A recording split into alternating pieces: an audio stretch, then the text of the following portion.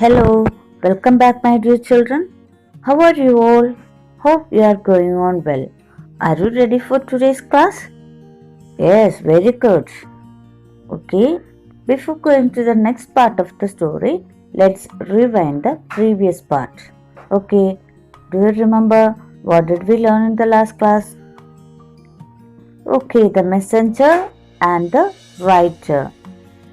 Then why did the swallow agree to be the messenger of the happy prince? Who will say the answer? Okay, very good. When the swallow refused to help the woman, the prince looked so sad.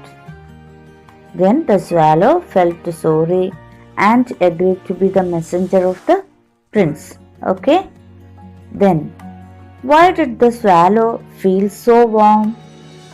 The swallow felt so warm because it had done a good deed.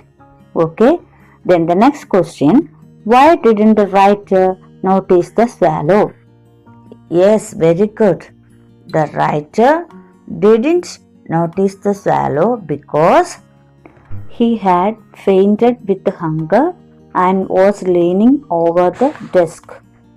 Okay, my dears, listen to the next question. Why did the writer think that he was being appreciated? Who will say the answer? Yes, very good. Seeing the beautiful sapphire on his desk, the writer thought that it was presented to him by some great people, those who loved him. Okay, my dears, let's start today's session. Okay, I'll read the passage. You listen carefully and read with me. The little girl. The next day, the swallow flew back to the happy prince. I have come to bid you goodbye, he cried.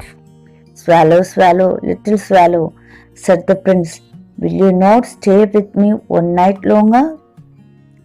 It is winter, answered the swallow, and the chill snow will soon be here.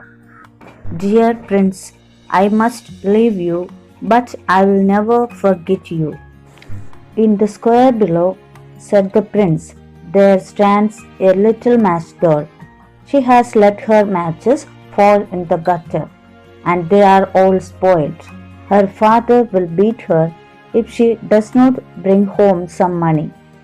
She has no shoes, no stockings, and no sweater. Pluck out my eye. I cannot pluck out your eye. You would be quite blind then, said the swallow. Swallow, swallow, little swallow, said the prince, do as I command you. So he plucked out the prince's other eye and battered down with it. He saw the girl. He slipped the jewel into the palm of her hand. What a lovely bit of glass, cried the little girl, and she ran home laughing. Then the swallow came back to the prince.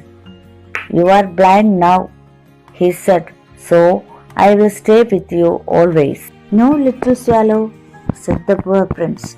You must go away to Egypt.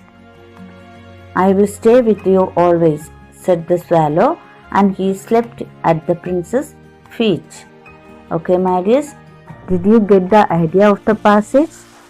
Oh, you don't worry, I will give the detailed explanation. Listen to me carefully. Okay, children, the next day the swallow flew back to the happy prince. The swallow said to the happy prince that I came to you here to say goodbye.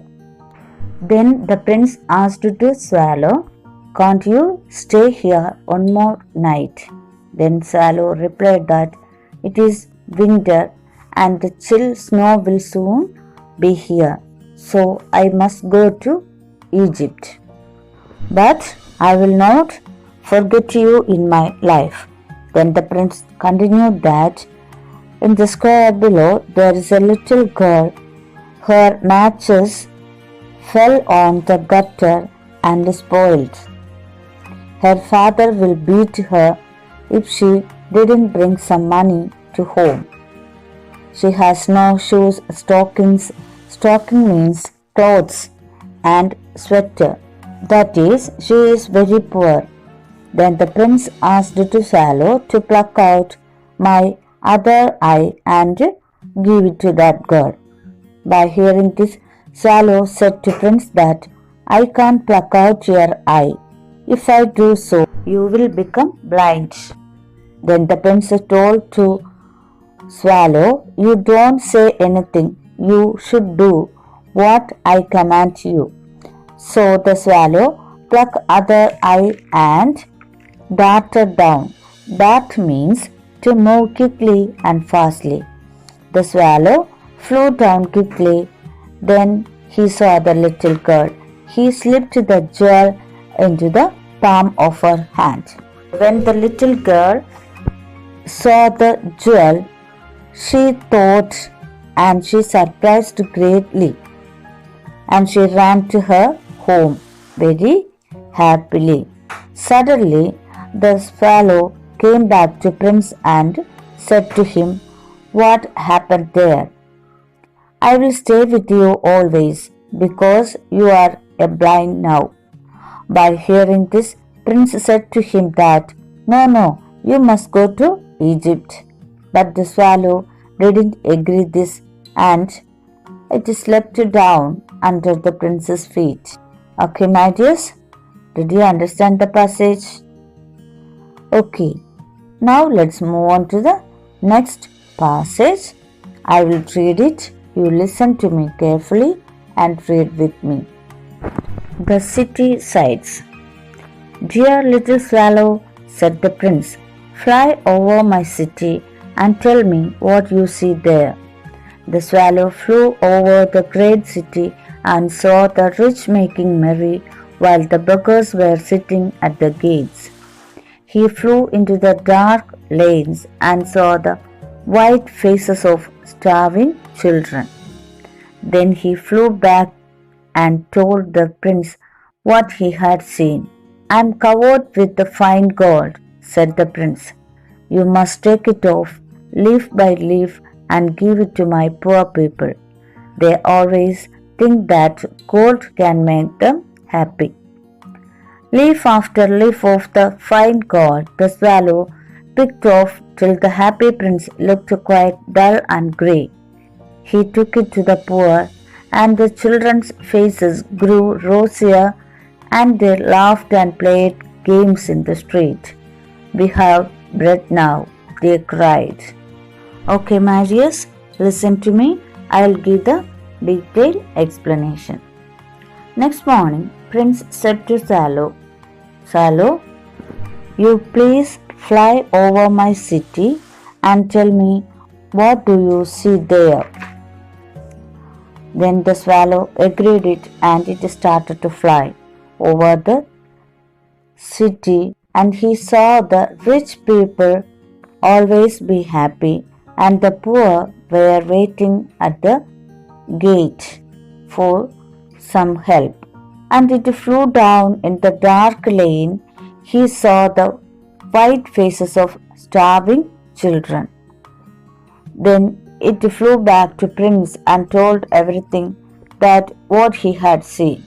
By hearing this, the prince said to Swallow that, you look at me, my dear friend, my body covered with thin gold leaves.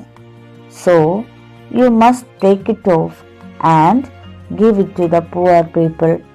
They will be happy.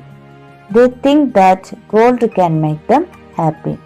So the swallow picked off all the gold leaf one by one from the body of Prince and gave it to the poor people.